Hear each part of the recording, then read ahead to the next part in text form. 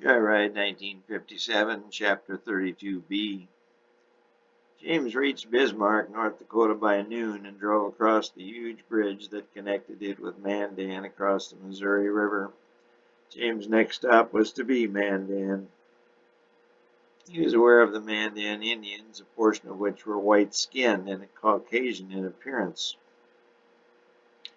The Kensington runestone spoke of a journey far to the west.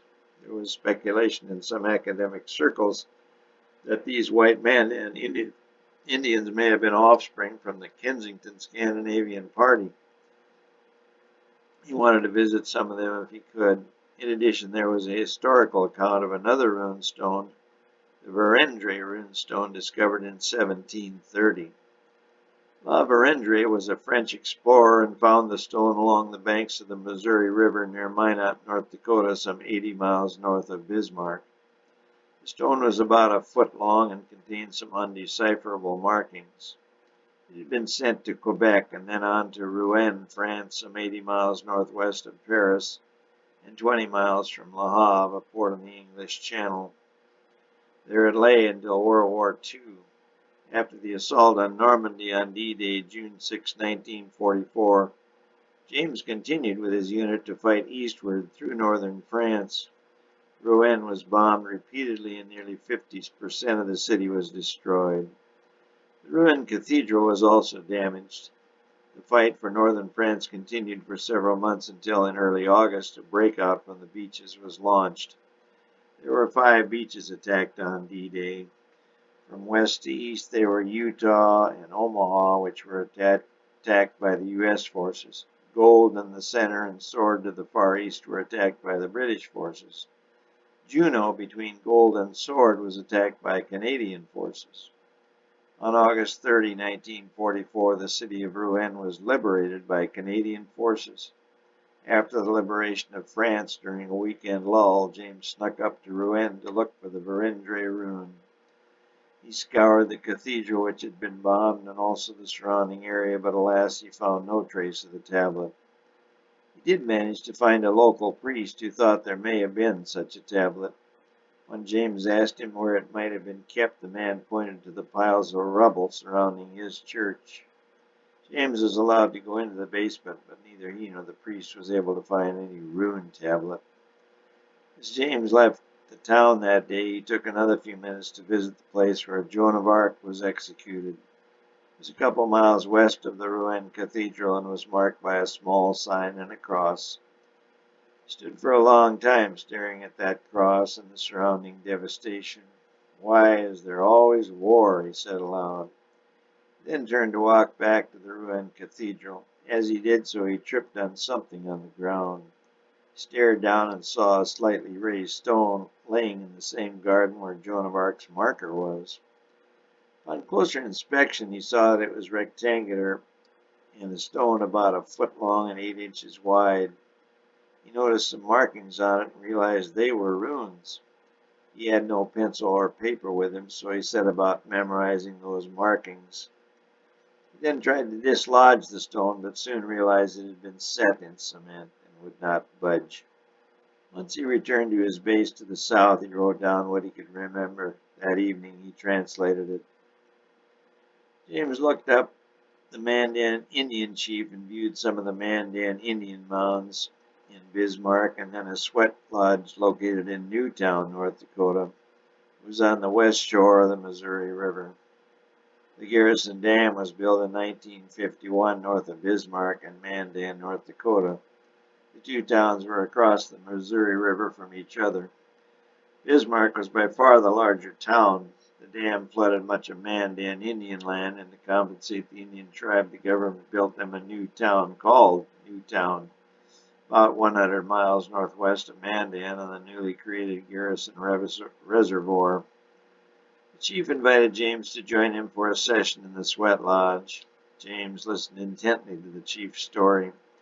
He was sweating profusely, but was determined to hear the chief's story. The chief told him of the Mandan's earliest beginnings and then came to the encounter with La Vérendre. The chief told him that Verendre came to Mandan in the village in 1738.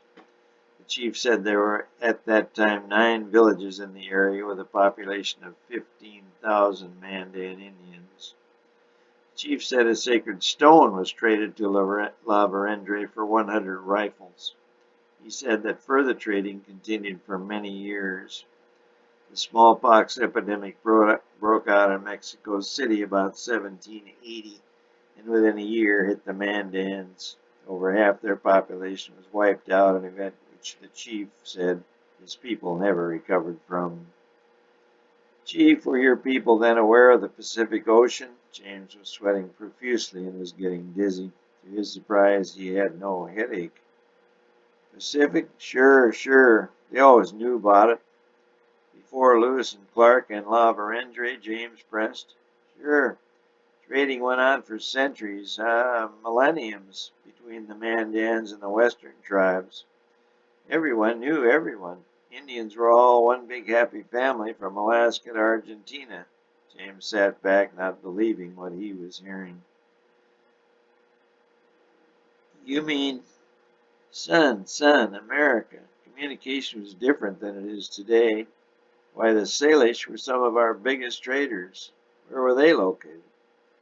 Washington State, Seattle, Vancouver. They provided goods from China, silk mainly. James sat back astounded. You don't believe me? Well, the La Verendre stone spoke of a trip in which my Mandan forefathers led some Europeans on an expedition to the west coast, somewhere around Vancouver, the one in Canada. The chief noticed James was quite pale, and James had also noted about the chief when they first met.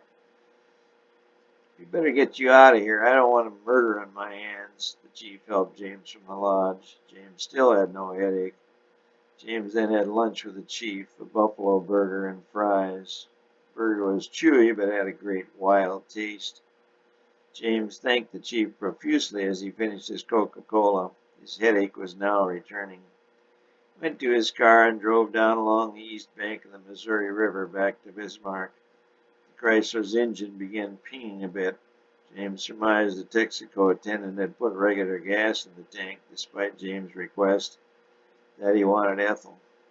James drove rather slowly along the river road. His memory had not returned as the chief had promised it would, as the result of a sweat lodge session. He stared out across the wide Garrison Reservoir, wondering what all had been covered up by the dam and its new lake. He arrived at the Garrison Dam itself about sunset. He popped 4 aspirin and got out to survey the massive earthen dam. It truly was a marvel. Progress, the world called it. Wasn't so sure destroying the planet's historical record could be termed progress. He reminded himself to review his notes when he got to the Lewis and Clark Hotel in Mandan. Despite his exhaustion from the dehydration and the headaches, he wasn't sure he would sleep well this night. The buffalo were getting ready to stampede.